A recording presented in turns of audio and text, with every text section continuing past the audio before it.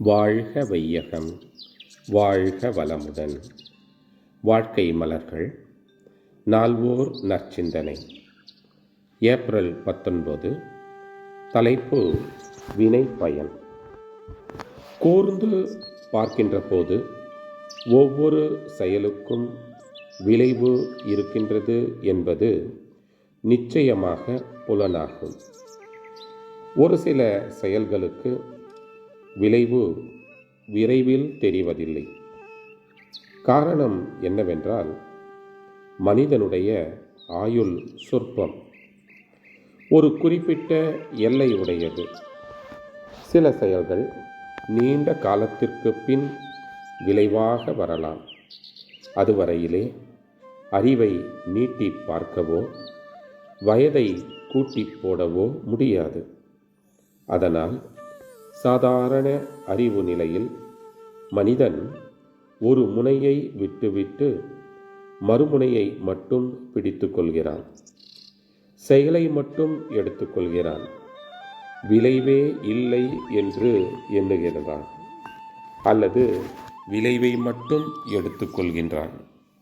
அதற்குரிய காரணம் பிடிபடவில்லையே என்று சொல்லுகின்றான்.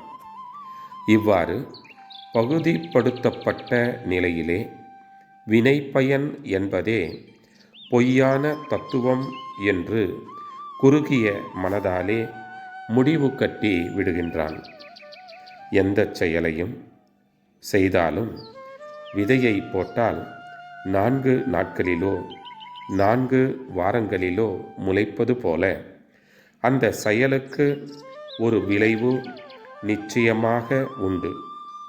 பேராசை, சினம், கடும்பற்று, முறையற்ற பால் கவர்ச்சி, உயர்வு தாழ்வு மனப்பான்மை, வஞ்சம் என்ற இந்த 6 குணங்கள் வயப்பட்டு மனிதன் செய்கின்ற செயல்களெல்லாம் அவனிடமே பதிந்து மீண்டும் அந்த சக்தி உந்தி என்ன அலைகளாகவோ செயல் வடிவங்களாகவோ வந்து கொண்டுத்தான் இருக்கும்.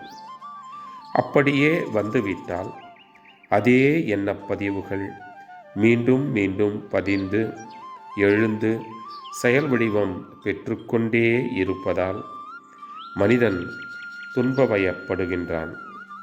அதிலிருந்து மீண்டு கொள்ள முடியாமல் தவிக்கின்றான். அருட்தந்தை வாழ்க வளமுடன் தொடரும்.